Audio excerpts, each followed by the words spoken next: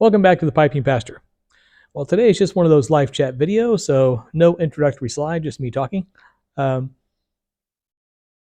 hope everyone had a Merry Christmas for those of you who celebrated. As you may have noticed, I have acquired some new attire. My wife, I think, kind of put two and two together that, I'm a classic men's fashion enthusiast, and I also smoke a pipe, and yet I had no smoking attire. So for Christmas, I got the smoking cap and the smoking jacket. You can see from the sheen off the lamp there, but it's a really dark green, which is my favorite color. Lovely material, and it's a great outfit. So yeah, from now on, you'll probably see me in different shirts and so on and so forth. But I think I'm going to be rocking the smoking cap and smoking jacket from now on, just on a regular.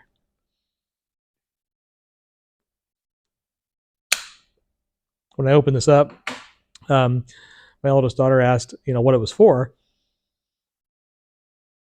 So I explained the old, Elizabethan or Victorian era etiquette about not smelling like smoke around ladies, and that's why they invented these, to absorb the smoke smell. And so since nobody in my family likes pipe smoke apart from myself, my oldest was like, "Oh, so this is kind of like a present for everybody." Like, yeah. In point of fact, it is.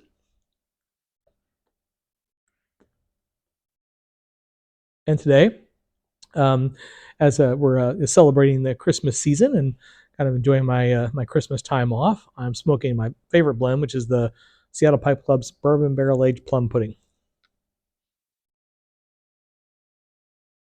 And I'm smoking in my Peterson, the Bent Dublin, the Killarney Red.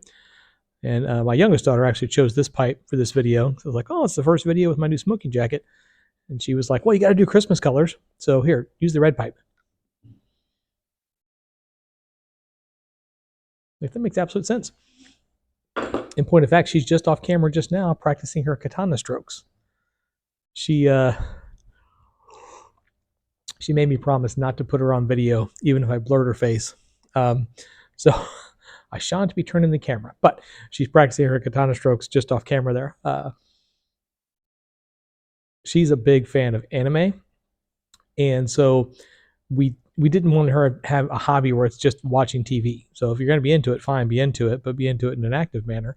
So we got her a cookbook so she could cook all the stuff that's in her anime shows, all the different ramen recipes that are in her anime shows. And we have an H Mart here in town. H Mart's an international grocery store, for those of you who are unfamiliar, where you can get all the various different Chinese and Japanese ingredients that are not common in regular markets. So take a trip to H Mart, get the ingredients. She can make all of her own stuff. We got her a book on how to draw anime. And then I got her a bokken, a wooden katana. And so I'm teaching her kenjutsu, Yaido kenjutsu. So I gave her first 8 strokes, and I said, "All right, run through those 8 strokes 20 times, and then we'll move on to the next thing." Because there's a lot of repetition in that. But perfect practice makes perfect.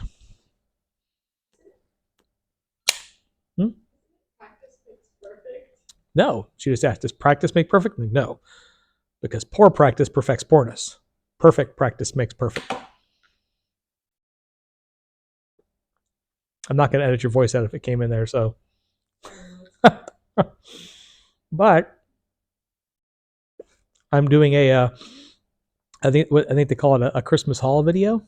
I'm gonna have to title this as a Christmas haul video. I didn't know that existed until today, when my daughter's talking about it. But I wanted to share some of the stuff that I got today, because I'm really excited about it, apart from the outfit, of course, but also because it's going to be making appearances on the channel.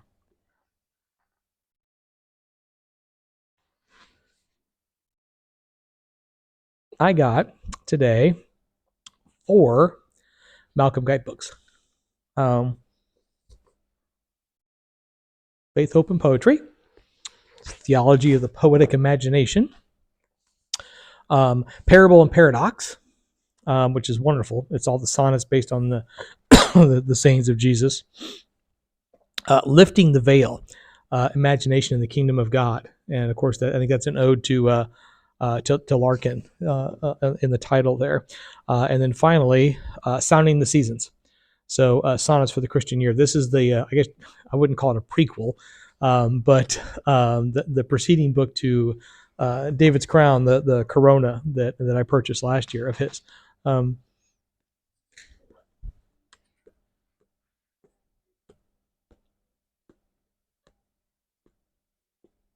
As most of you know, I'm a used bookstore enthusiast, and I typically only purchase used books. But I've been hunting for all of Malcolm Guite's books in used bookstores all over the place, and I can never find them. He's a wonderful author, of course. He's a brilliant poet, but I think probably just not as popular in the United States, to the point of fact where people would have a bunch of his stuff and then sell it or what have you when they moved or whatever. Like I find other used books because that's what people do. And it's just not as prevalent here. So I mean, I've been searching for a long time to find all of his books in used bookstores, and so finally my family was like, you know what, which ones do you not have? And boom, got them all. So I got all of those, which I'll be doing a lot of poetry in the Bible series on a lot of Geit stuff, because probably one of my favorite contemporary poets, easily top 2 or 3 contemporary poets. But another one who I am a big fan of is the last book I got, which is Gwyneth Lewis. And Gwyneth Lewis was is the poet laureate. I hate saying that word together. Of Ireland. So again, another brilliant contemporary poet, and she's also someone that Malcolm Guite's a big fan of as well. So all in all, my Christmas haul was pretty awesome. I also got some White Knight by Hearth and Home. I got Pirate Cake. I asked about that because it was a suggestion of Cliff the Pipe Ninja, because he knows I love Latakia. He's like, you should check out Pirate Cake. So I got some Pirate Cake.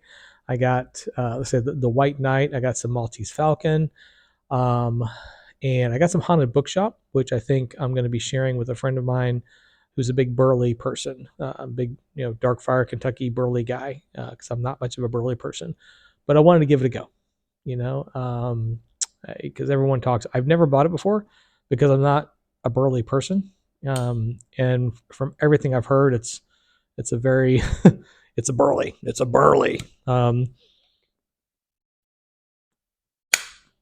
But I was like, you know what? I'll give it a try. And if I don't like it, then it's fine. I've got this friend who I know really likes Darkfire Kentucky's, and he's never had it. So I think I'm going to invite him over. We're going to smoke some together. And if I'm not into it, then, it'll be a little gift for him. So, but I got some more pipe cleaners and, various different accoutrements for my pipe smoking hobby, which was lovely. Again, because, my wife doesn't like pipe smoke. None of my kids like pipe smoke, but they know I enjoy it. And so, they honor me in that, and they got me gifts that they know I would like and I would enjoy, even if they themselves don't. So it was a lovely experience, a very gift of the Magi kind of a moment, I guess you would say. But in any case, I'm going to turn my attention back to my pipe now, enjoy the rest of this, and then I'm going to go inside and get some more of that Christmas cake I made. And I'm going to put a picture of that on the end of this, because Bob asked me to put a picture of how it turned out, and it turned out well. Heavy. It's like a 10-pound cake, but it's wonderful. In small doses, it's wonderful. So I'm going to go have another small dose after this. So enjoy the picture of the cake. Hope you have a lovely week. I hope you had a great Christmas if you celebrated it. So have a good time. And as always, happy reading.